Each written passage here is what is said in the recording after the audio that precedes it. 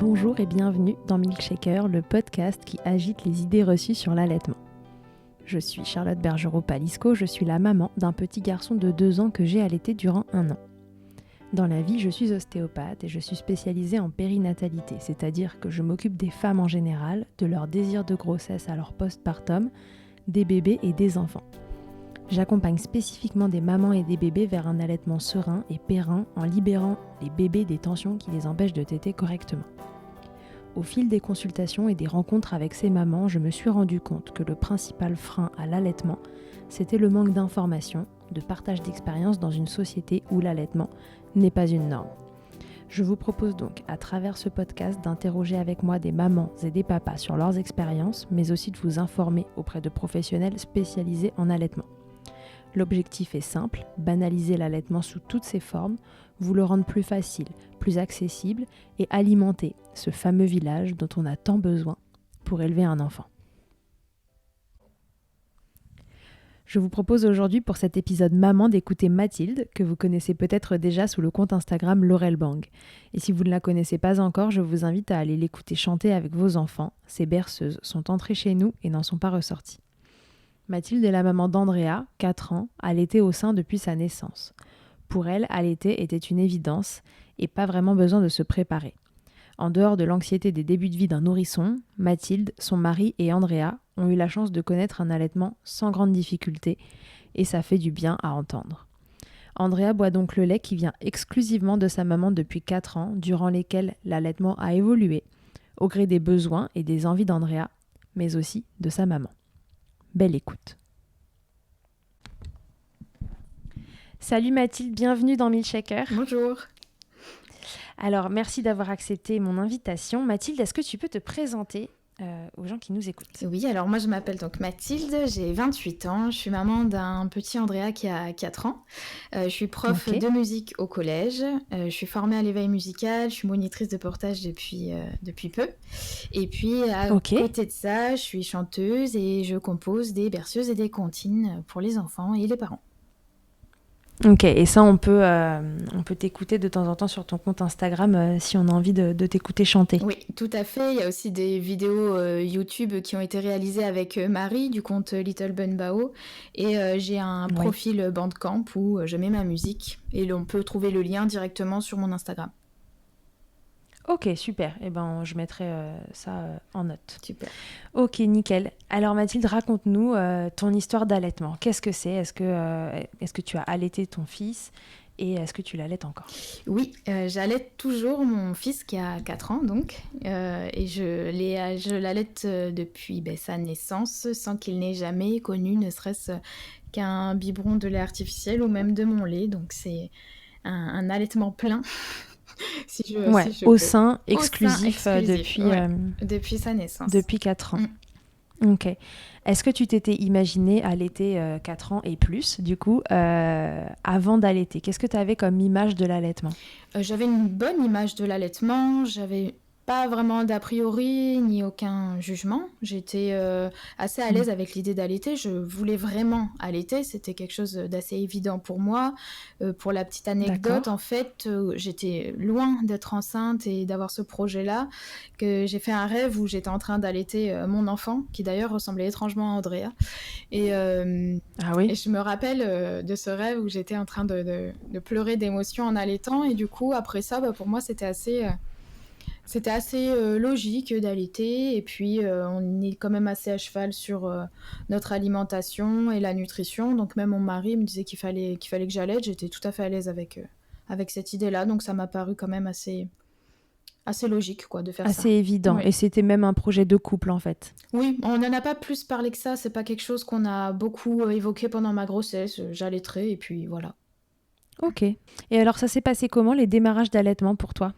Puisque c'était une évidence, est-ce que les démarrages ont eux aussi été une évidence ? Alors, je dirais oui et non. C'est-à-dire que par rapport au fameux rêve que j'avais fait, c'était quand même bien différent. J'étais très heureuse de ma première mise au sein et voilà. Mais c'est vrai qu'après, comme c'est le premier, on s'inquiète toujours un peu de savoir s'il prend bien, s'il se nourrit bien. Et puis après, surtout le retour à la maison après la maternité, où il n'y a plus personne pour nous dire si ça va. Ouais. Donc là, j'ai eu pas mal en fait d'angoisse, surtout de savoir si tout se passait bien, mais par rapport, je pense, à d'autres qui ont peut-être connu des freins, beaucoup de crevasses très douloureuses, ça a été au niveau douleur et mise en place, c'était plus de l'inquiétude de savoir si je faisais bien. Après, j'avais quand même Ouais. un REF, c'est-à-dire un réflexe d'éjection fort sur un sein. Donc André, il avait un peu du mal à prendre. Il est né un tout petit peu tôt, enfin il est né à tout juste 37 semaines, donc il était assez petit encore. Il avait besoin de prendre des forces et du coup il y avait un sein qu'il n'arrivait pas trop à prendre et tout ça, ça m'a provoqué pas mal d'inquiétudes, mais on s'en est vite dépatouillé quoi. J'ai eu les petits mots Oui, parce que de c'est vrai début, c'est tout. qu'à 37 semaines, les bébés, ils sont prêts. C'est-à-dire que médicalement parlant, ils sont plus prématurés, mais quand même, ils arrivent un peu plus tôt que la Oui. moyenne. Et du coup, pour la succion, ça peut être un peu plus compliqué pour eux Oui, voilà, donc que pour je d'autres. pense que ça avait joué, ça. Il a fallu le temps qu'il rattrape un petit peu ces 3 semaines de Ouais. manquantes, entre guillemets. Oui, donc toi, s'il y a eu un souci, c'était plutôt dans le fait de faire confiance à cet allaitement Oui, et de se dire c'est bon, il prend assez de poids, il se nourrit bien et tout roule. ouais, c'est ça, c'était plutôt ça. Et du coup, j'ai pu beaucoup parcourir tous les sites pour aller chercher plein d'infos. Et c'est là aussi que j'ai commencé à avoir des connaissances sur l'allaitement, du coup, toute seule, parce que j'avais personne vraiment pour me dire si c'était bon ou pas, Mhm. ni les puéricultrices qui passaient à la maison, ni les sages-femmes. Enfin, on me disait que ça allait, mais moi, j'avais besoin vraiment qu'on me rassure plus, qu'on me dise oui, c'est bon. J'avais vraiment besoin d'être assurée dans ce que je faisais. D'autant que j'avais ce Ouais. petit problème avec un sein. On commençait à me dire que peut-être je pouvais tirer mon lait, lui donner au biberon. Pour moi, c'était pas du tout possible. J'avais vu que le biberon, ça pouvait être problématique après. Donc, enfin, vraiment, j'ai eu juste des petites inquiétudes comme ça de mise en place, mais pas de vraies douleurs et de grosses galères d'un point de vue vraiment physique, quoi. Et ça a duré combien de temps cette période où tu as eu du mal à faire confiance à tout ça? Je pense bien 3 semaines. J'ai attendu, ouais, c'est ça, 3 semaines. Et puis après, on est parti en fait en vacances chez ma belle-mère au bord de la mer. Et j'ai un peu lâché prise à ce moment-là. J'ai vu qu'Andrea, elle allait bien. Et c'est à ce moment-là que j'ai commencé à arrêter d'écrire toutes les tétées dans un carnet, de voir quel sein il fallait qu'ils prennent et tout ça. Je me suis un peu laissée aller. Et puis après, c'était parti, Oui, quoi. tu consignais par écrit ce qu'il avait fait, enfin, combien de temps il avait pris, etc. Oui, parce qu'à Et la c'est vrai que maternité, parfois, ils conseillent de faire ça. oui, on a le petit carnet. Moi, ça me rassurait parce que je savais qu'il en fallait au moins 12, donc ça me permettait de compter, de savoir où j'en étais aussi. Puis, comme on est un peu dans les choux les premiers jours, de savoir quel sein j'avais donné juste avant. Voilà, mais j'ai eu besoin Mhm. de me cadrer pour me rassurer. Et puis, passer 3 semaines, c'était bon, quoi. Une fois que tu étais rassurée, après, il n'y a plus jamais eu de soucis dans cet allaitement en termes techniques de ces 3 semaines, un mois jusqu'à maintenant. Après, tu t'es plus posé de questions. Non, après ça a été super bien, d'autant que j'avais la chance d'avoir un bébé qui prenait bien du poids, donc j'avais pas cette inquiétude.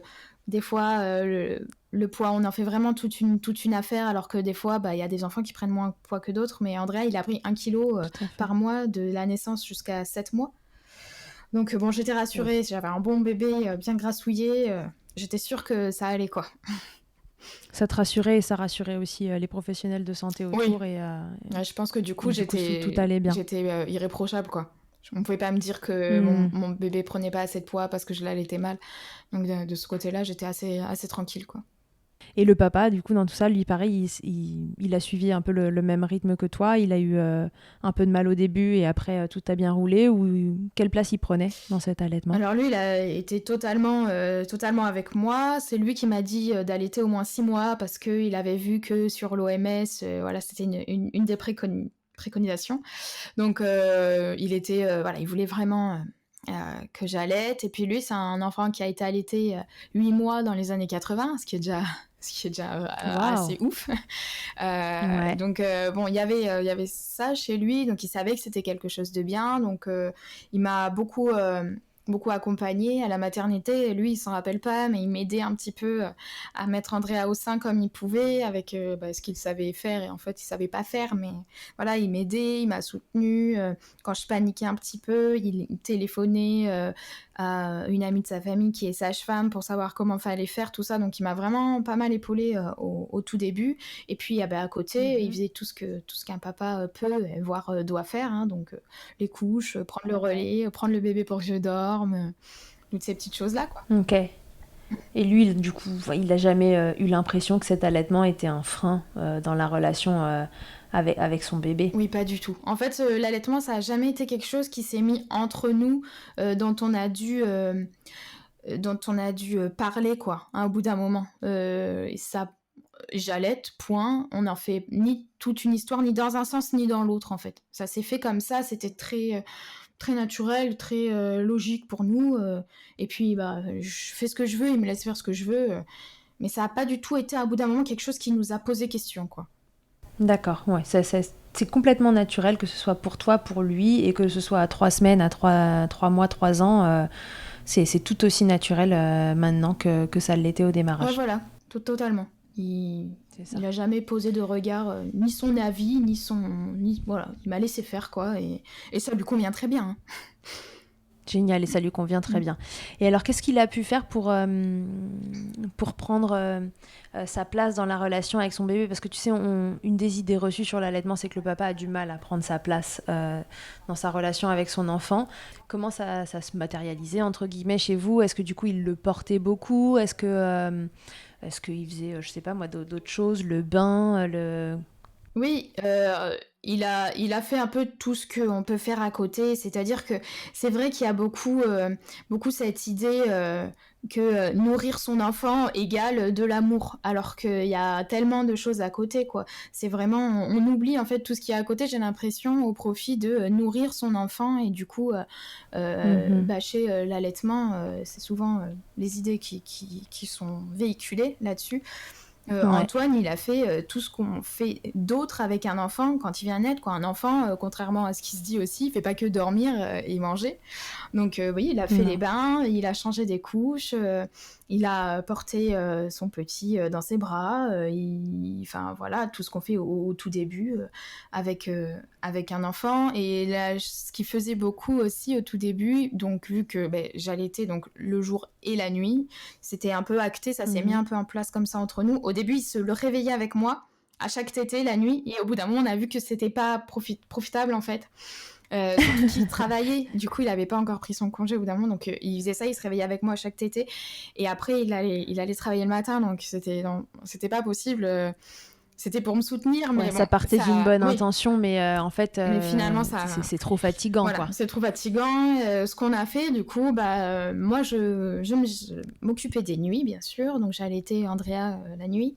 Et puis, quand venait le matin, que lui, il était réveillé, que Andrea, c'était son réveil définitif, et je faisais la dernière tétée de la nuit, et puis il partait 2 heures, 3 heures avec le petit jusqu'à la tétée d'après, en fait, pour que moi je dorme toute seule au moins 2 heures correctement. Et ça, on l'a fait pendant un bon moment, et c'est vraiment quelque chose qui m'a beaucoup, beaucoup aidée dans la mise en place de ma maternité, c'est d'avoir ce moment-là pour me récupérer des nuits. Et ça a duré un petit peu, donc ça, c'est vraiment quelque chose, je pense, qui lui aussi lui a permis de faire du lien avec son petit, parce que c'était des tête-à-tête qu'il avait avec lui. C'est un moment privilégié, ouais. Ok, super. Ouais, donc un papa hyper soutenant et qui de surcroît, voilà, du coup, prenait un moment de journée pour s'occuper de son petit, ce qui te permettait à toi de récupérer, parce que en effet, malgré tout, l'allaitement est quand même plus contraignant pour les mamans que pour les papas, et ça te permettait de te reposer et de te requinquer avant de commencer la journée. C'est ça. Et après, on redémarrait, quoi. Ok.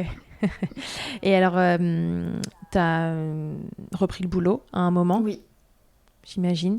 Est-ce que tu as eu une organisation particulière à adopter pour continuer d'allaiter exclusivement au sein ton chouchou? Alors, moi, j'ai repris le boulot quand Andrea, il avait 10 mois déjà, parce que j'ai pris un congé parental. Donc, je me suis octroyé 6 mois de pause dans mon travail, ce que j'avais jamais fait de ma vie, c'est-à-dire j'avais jamais pris d'année sabbatique ni rien. Donc là, c'est mon mari en fait qui m'a un peu forcée. Il m'a dit fais-le, tu verras, c'est bien. Donc je me suis lancée, donc j'ai pris 6 mois et c'est vraiment sans regret parce que je pense que j'aurais pas pu reprendre de toute façon à ces 2 mois et demi, 3 mois, c'était pas possible. Donc il était déjà grand, grand entre guillemets, ce qui m'a permis du coup d'être assez sereine sur l'allaitement parce qu'il était déjà bien mis en place. Donc j'ai pu reprendre en faisant peu de tirages, j'étais pas trop stressée par une éventuelle baisse de lactation parce qu'à 10 mois quand même avant d'avoir une grosse baisse de lactation qui poserait vraiment problème, voilà, c'était bien mis en place, puis il était diversifié aussi, ça a permis quand même d'aborder la reprise assez sereinement. Moi je suis donc prof et je suis remplaçante, ce qui fait que j'étais amenée un peu en fait à vadrouiller un peu partout là ça a été un peu le coup dur quand j'ai repris parce que le rectorat m'a envoyée à 86 km de chez moi. Donc, je faisais 180 km pour aller au travail par jour. Donc là, ça a été un peu difficile. Donc, il a fallu que je gère l'allaitement nocturne, l'allaitement diurne et 180 km par jour. Ouais. Donc bon, voilà. Ouais. C'était vraiment donc là, tendu. Je suis en congé parental jusqu'à 10 mois à reprise du boulot, 180 bornes par jour. T'as dû être un peu saisie par la fatigue, non ? Oui, totalement. Mais bon, j'ai réussi à quand même à garder le cap. Et pour tirer mon lait, donc nous, on n'a pas dans l'enseignement, vous savez, dans le code du travail, il y a une heure qui doit être dédiée qui n'est pas payée, mais voilà, qui doit être octroyée aux femmes qui allaitent dans un lieu qui est sain et dans lequel elles peuvent faire ça de façon intime. Chez nous, donc dans l'enseignement, ça n'existe pas puisqu'on n'a pas sur une base de 35 heures semaine, c'est un peu plus... les horaires sont différents. Donc ce que j'ai fait, c'est que soit je m'enfermais dans ma salle et je tirais mon lait à 1 heure de trou ou à la pause entre midi et 2. Et après, j'allais mettre mon lait, je le mettais dans une petite glacière dans la salle des profs. Et sinon, après, dans d'autres établissements, parce qu'après, j'ai encore bougé, du coup, j'ai pu avoir l'infirmerie. Donc, l'infirmier me donnait ses petites clés. Je m'enfermais dans l'infirmerie, j'avais un petit lit et je pouvais tirer mon lait. Et ça, là, j'étais vraiment tranquille. Et après, pareil, je mettais mon lait dans la salle des profs. Et puis, bon, comme s'il était caché, personne ne savait ce qu'il y avait dedans. Et c'était bien comme ça. Et ça posait pas problème. Non. Ok. Tu tirais du coup 1 fois, 2 fois par jour à 10 mois, comment tu faisais ? Qu'une fois. Vraiment, ça m'a... Ça suffisait. Ouais, ça me suffisait. Puis de toute façon, j'avais ni l'envie, ni la possibilité de faire plus. Au début, je le faisais au tire-lait électrique que j'avais loué sur Grandir Nature. Et en fait, c'était trop de choses à emmener vu que je bougeais tout le temps d'établissement et tout. J'ai après préféré prendre un manuel et je m'en sortais tout aussi bien avec. Et après, du coup, moi, j'avais repris sur un mois de mars, donc il me restait 3 mois à faire avant les grandes vacances. Et après les grandes vacances, Andrea, du coup, il avait 15 mois et là, j'ai arrêté de tirer. J'en avais marre et puis je voyais qu'il pouvait s'en passer la journée jusqu'à ce qu'on se retrouve le soir. Mais alors, du coup, parce que tu dis que vous êtes sur un allaitement où Andrea n'a jamais pris autre chose que le sein, ce lait que tu tirais la journée... Qu'est-ce que tu en faisais ? C'était uniquement pour te soulager, du coup, non, parce pour que pas que tes seins débordent ? J'avais même pas besoin, j'avais pas du tout d'engorgement ni de... j'étais vraiment bien réglée comme une pendule. Non, c'était pour me rassurer, je voulais qu'il ait un apport lacté, sachant que André prenait pas de produits laitiers puisqu'on est végétarien, presque végétalien. D'accord. Donc je voulais pas qu'il ait des yaourts ou des choses comme ça, donc je lui donnais un gobelet de lait. Chez son assistante maternelle et il a bu dans les tasses 360 là, on avait essayé de checker avant ma reprise, du coup il prenait ça là-dedans et puis au bout d'un mois en fait il prenait plus tout, donc j'ai arrêté parce que ça était... Oui, c'est là que tu t'es dit c'est pas utile si lui il le boit pas et que moi j'ai pas besoin de me soulager d'un trop plein de lait pendant la journée. C'est ça. Pas utile de mettre tout ça en place. Ok, donc il buvait un peu de lait chez l'assistante maternelle dans une tasse 360. C'est ça. Ok, très bien. On rappelle, la tasse 360, c'est en fait une tasse, tout simplement. Et la fermeture est faite de telle façon que les enfants peuvent venir poser leurs lèvres dessus comme sur un verre. Et quand leur lèvre supérieure vient se déposer sur le couvercle, ça appuie dessus et ça laisse le liquide s'écouler C'est ça. dans la bouche du bébé. Voilà.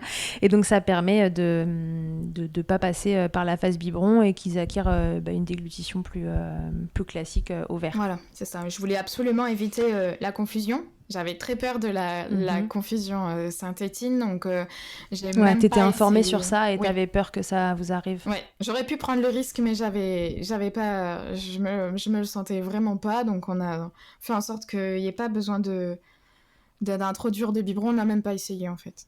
Ok, d'accord. Donc, de toute façon, ça se passait bien comme ça et Oui, c'était parfait. oui, oui. Ok, donc là, on est aux 15 mois d'Andrea. Après, tu as continué de travailler. On est même après les 15 mois d'Andrea, tu as continué de travailler. Là, tu n'avais plus à tirer la journée. Il t'était quand vous vous voyez C'est ça. À la à demande la quand maison. on se voit. Et là, on passe de 15-16 mois à 4 ans sur ce même rythme. C'est ça.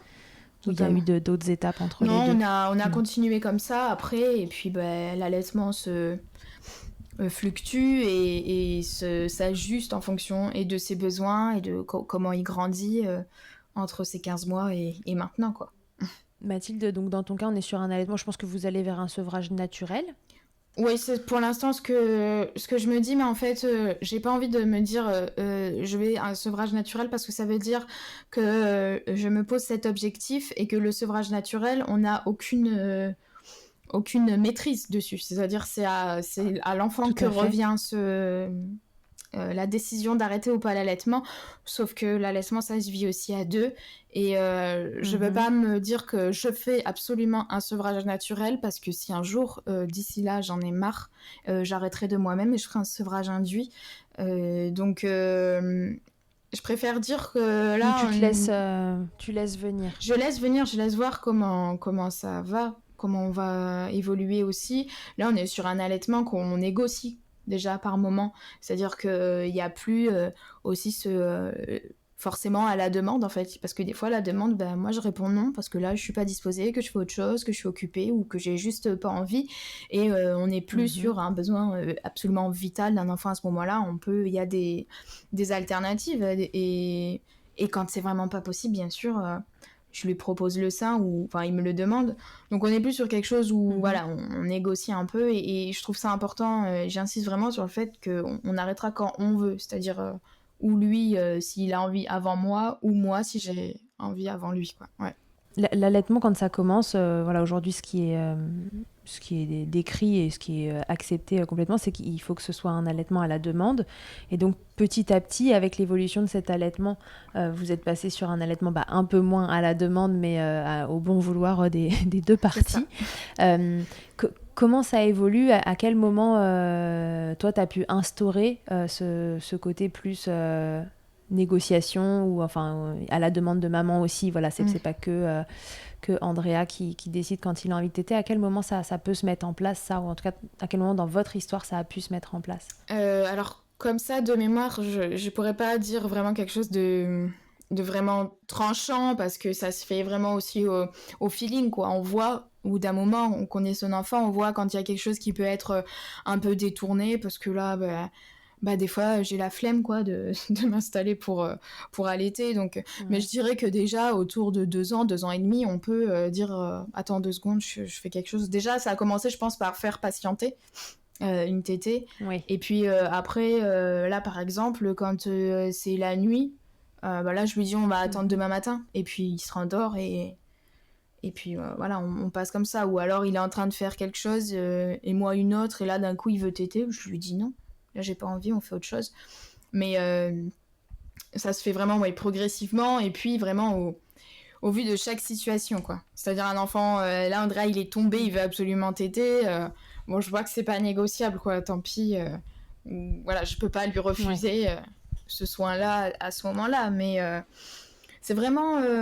ça évolue vraiment avec l'enfant et sa demande, et dans quelle mesure il est capable de gérer aussi une frustration, parce que plus il grandit, plus il gère aussi tout seul. Donc voilà, je fais un peu vraiment au ressenti, mais je pense vers 2 ans et demi, on peut déjà commencer, j'ai commencé à ou décaler, faire patienter, et puis des fois en faire carrément Oui, et puis sauter, parfois il quoi. patiente et en fait il passe à autre chose. Oui, c'est ça.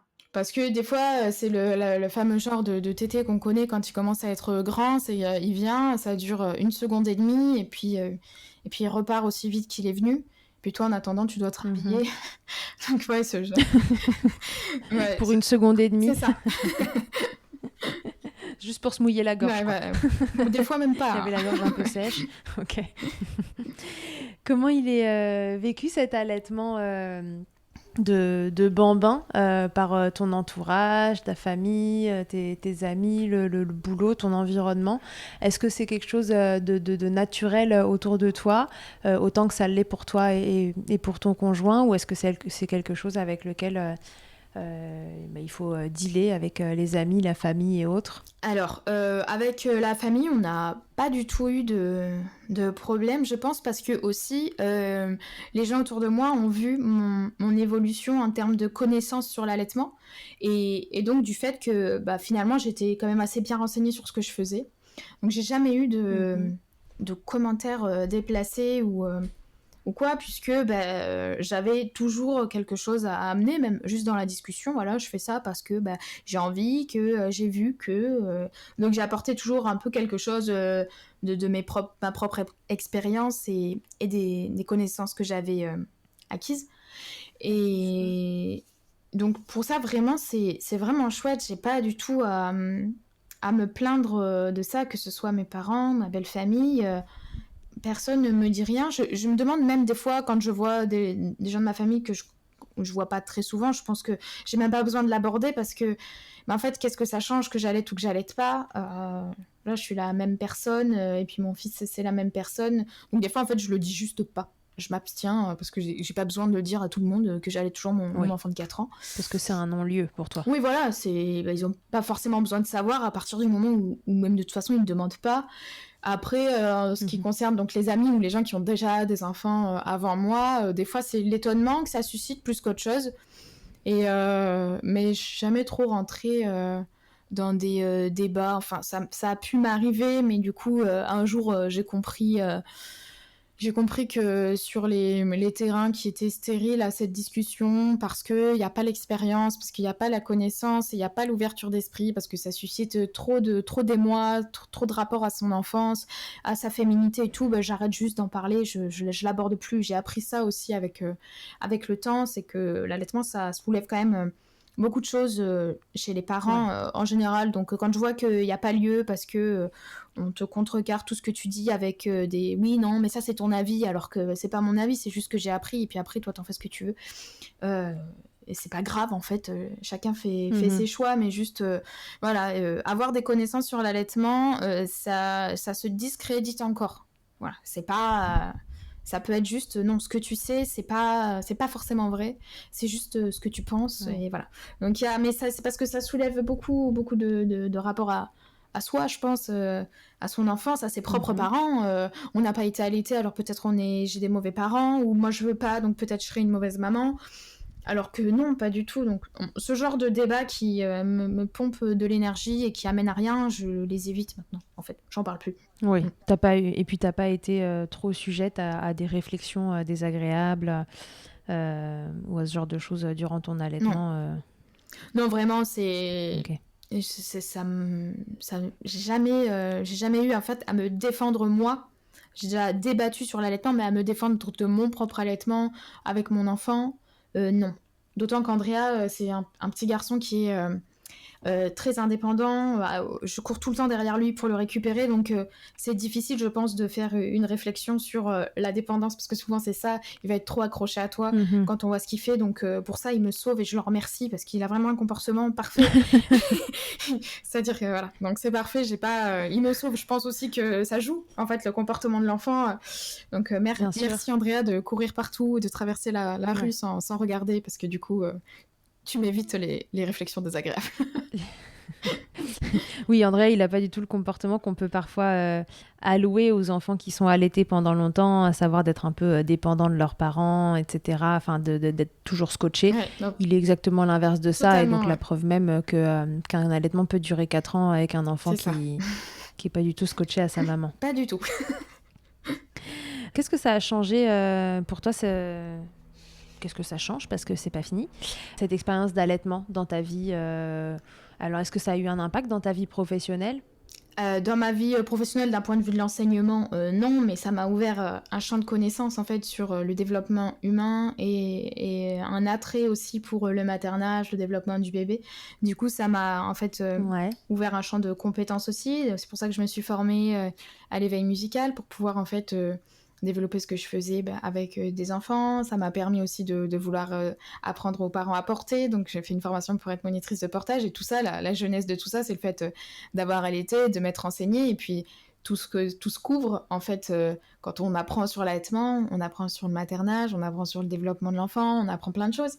Et ouais, ça t'a ouvert des portes c'est l'allaitement qui t'a ouvert des portes sur d'autres sujets attenant à l'enfant. Totalement. Et puis après, personnellement, moi, ça m'a donné quand même un grand sentiment de confiance dans mon rôle de mère. Parce que c'est vrai que quand on voit un allaitement qui se passe bien, on prend confiance en soi, ça donne vraiment confiance en l'être qu'on est. Et je pense que c'est important quand on est maman parce que on est tout le temps en train d'un petit peu douter de ce qu'on fait. Donc, quand on voit qu'on nourrit bien son enfant, déjà, ça apaise pas mal de choses. Ça fait une bonne base. Ouais, ça fait une bonne base, ouais. Et puis, un sentiment de puissance féminine aussi, quoi. Je me sens, en tant que femme, voilà, je sais nourrir un enfant seule pendant 4 ans, quoi. Avec mon lait, ce que je produis moi. Et donc, c'est quand même très satisfaisant pour soi, finalement, aussi. Bien sûr.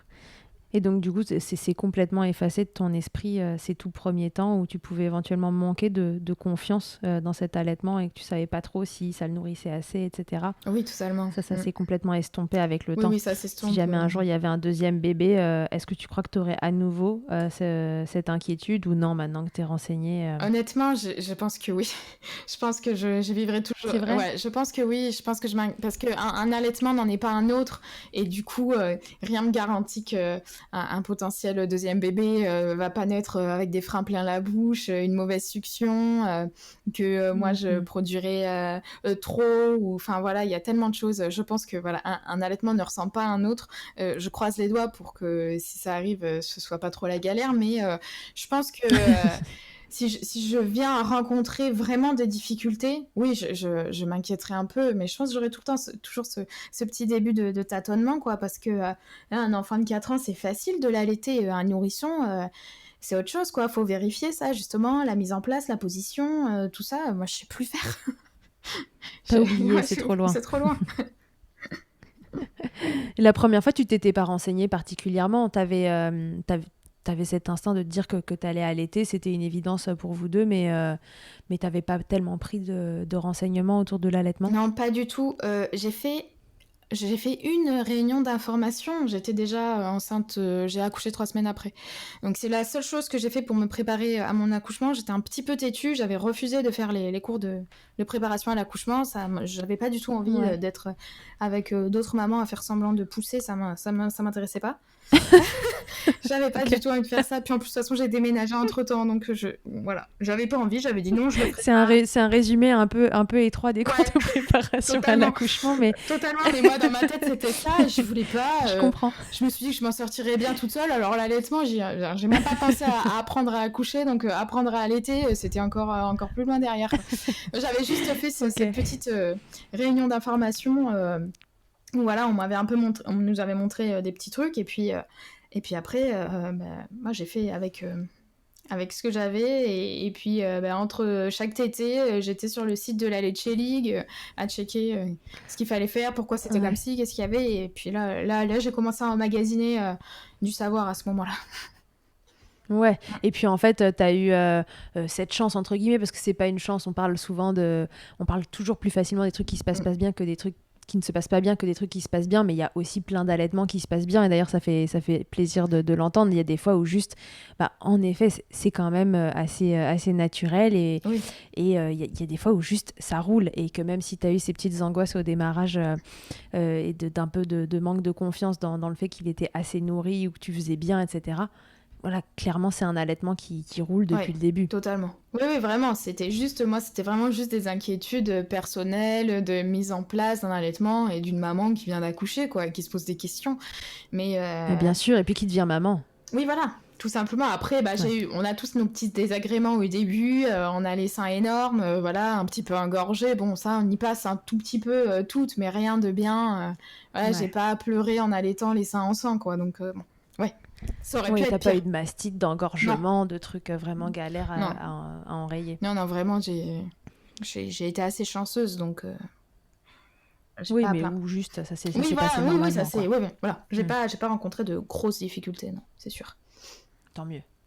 Et alors, du coup, comme maman qui n'a pas rencontré de grosses difficultés et qui allaite son enfant depuis maintenant 4 ans, quel conseil tu pourrais donner à une maman qui voudrait allaiter et qui se pose des questions ? Mais du coup, qu'est-ce que ce serait ton meilleur conseil ? Je dirais de bien s'informer avant pour justement pas connaître ces moments de doute au début. Donc, de bien s'informer, de bien s'entourer, voilà, de trouver des ressources et pour aussi faire un choix d'allaitement qui lui ressemble et qui sera son choix vraiment à elle et qui soit éclairé. C'est-à-dire de ses connaissances et des ressources qu'elle aura justement trouvées.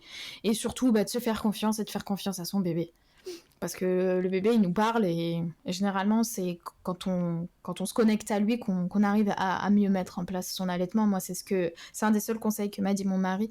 Regarde-le, fais-lui confiance et il va te dire. Et effectivement, en fait, il nous dit quand il a envie de téter. Quand on arrive à se mettre un peu en osmose avec le bébé, je pense qu'on débloque pas mal de choses aussi.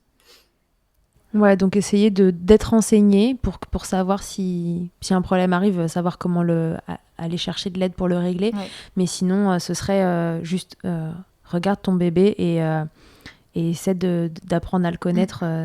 Ouais. Et puis il y a des petites choses qu'on peut mettre en place, qu'on peut essayer pour des petites choses personnelles. Parce qu'en fait, moi, je me rappelle avoir beaucoup lu des choses et puis je me retrouve à faire des trucs qui... J'y arrivais pas trop. Enfin voilà, on tâtonne, quoi. C'est le début.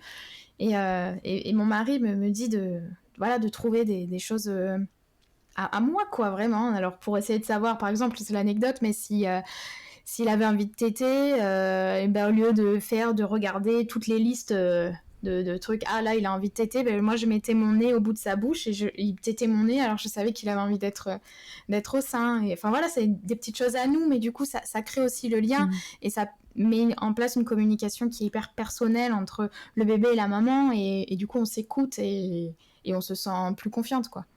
Ouais. Et puis ça t'évitait de dégainer ton sein et de te déshabiller à chaque fois. Tu pouvais lui proposer ton nez et t'avais la réponse. Ouais, c'est ça. C'est hyper pratique. Génial. Ok. Super Mathilde. Est-ce qu'il y a autre chose que tu aimerais nous dire à propos de ton allaitement qu'on aurait peut-être oublié dans l'histoire Non, je pense que j'ai vraiment tout dit. Et j'essaie d'être avec mes souvenirs les meilleurs souvenirs que j'ai parce que je n'ai pas beaucoup de mauvais. Donc voilà, de dire que... Et tant mieux. Ouais. Non, c'est vraiment une chouette aventure. Alors, avant de se quitter Mathilde, tu vas devoir répondre à mon interview Fast Milk. Allez. C'est le passage obligé. Et je vais te demander, première question, quelle est ta tétée la plus insolite ? Je peux en dire 2 ? Allez. On va pour ça. J'ai allaité dans un stade de foot pendant un match. Et cool. Ouais. Et j'ai allaité sur le Ponte Vecchio à Florence. Et ça, c'est cool. Ah, la classe. Ouais. Est-ce que c'est pas plutôt la question d'après ? C'est quoi le truc le plus glamour qu'il t'ait été donné de vivre durant ton allaitement ? Si, à l'italienne, sur le Ponte Vecchio à Florence. Et ça peut être ça. Carrément. Ça marche aussi. Ouais. Ça peut être ça. Est-ce que tu as autre chose de très glamour ou de pas très glamour ? Parce que ça peut être ironique. Pas très glamour, c'est de vider mes seins engorgés avant une tétée sur mon coussin d'allaitement en tissu éponge et qui pue le lait caillé. Ok, c'est vrai que c'est pas glamour. Ok. Ta position préférée, Mathilde, dans le Kama Sutra de l'allaitement ? La Madone, simple et efficace. Simple et efficace, ok. Et si en un mot, tu pouvais me résumer ton allaitement ? C'est trop cool. Ça en fait 3. Cool. Ok, parfait. Merci beaucoup Mathilde Merci à d'avoir toi. répondu à toutes mes questions. Merci beaucoup. C'était bien, c'était simple, c'était efficace et en même temps, voilà, ça fait du bien d'entendre des histoires d'allaitement qui se passent bien et puis qui durent aussi dans le temps, mais où juste, voilà, il y a pas de... Comment on dit, il n'y a pas de je sais pas quoi dans le potage, là, je sais plus ce qu'on dit, mais Je crois que c'est un mot pas très... il y a- ouais, je crois que c'est pour ça que je l'ai Ouais. pas dit. Il a dû ne pas sortir Ouais. là, à cet instant T. Bon, enfin, il n'y a pas de galère Non. et ça fait du bien d'entendre des histoires comme ça aussi. Ce que je te propose, si ça te tente, ce serait de nous chanter une petite chanson pour qu'on finisse cet épisode, Mais oui. pour qu'on puisse écouter ta douce voix qui rythme, c'est ce que je te disais avant de commencer l'interview, aussi mes journées, puisque mon fils adore tes chansons. Bah oui, du coup, je vais faire un petit morceau de ma première berceuse. J'ai tété, puisqu'on est dans le thème. Ah puisqu'on ouais. parle allaitement, Bien oui, sûr. Alors. carrément. J'ai tété trop longtemps à leurs yeux. J'ai tété ce bon lait merveilleux. J'ai tété tout le temps qu'on voulait.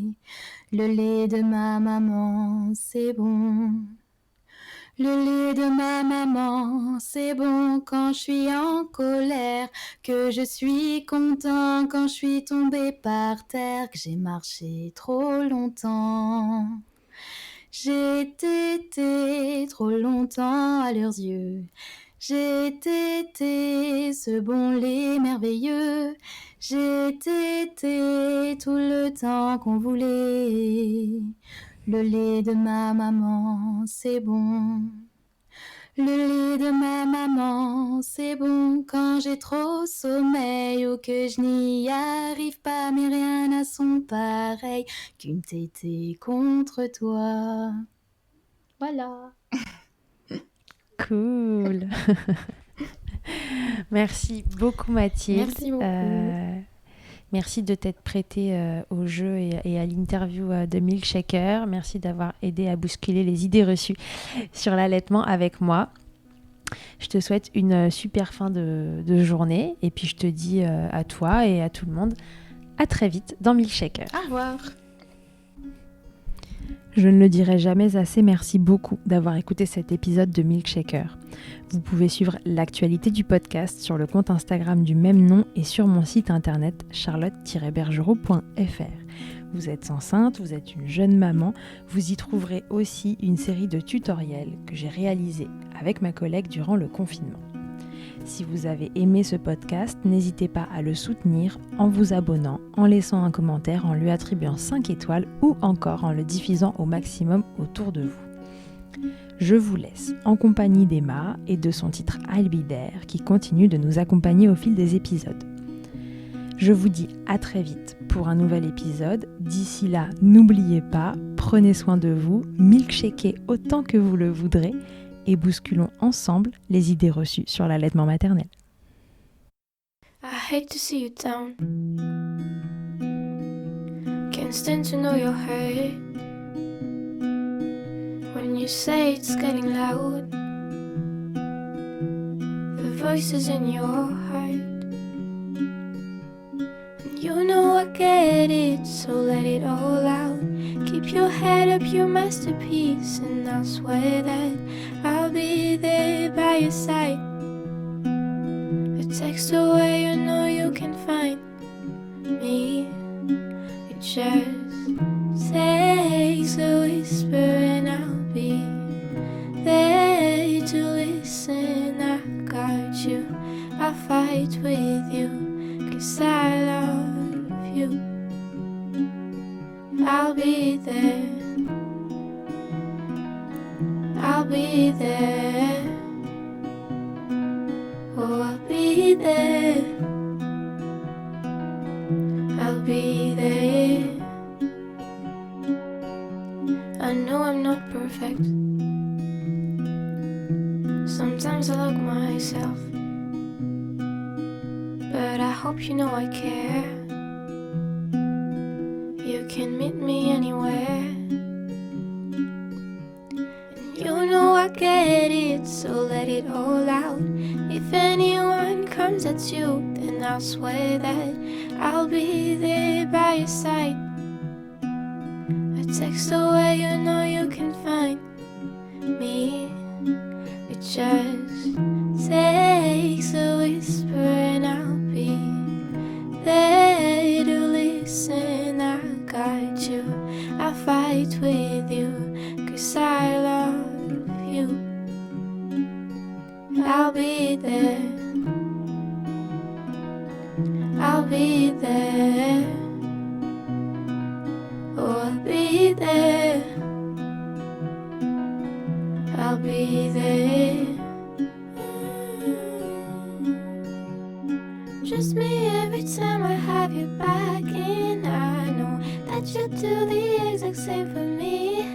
Side by side, don't even need to talk.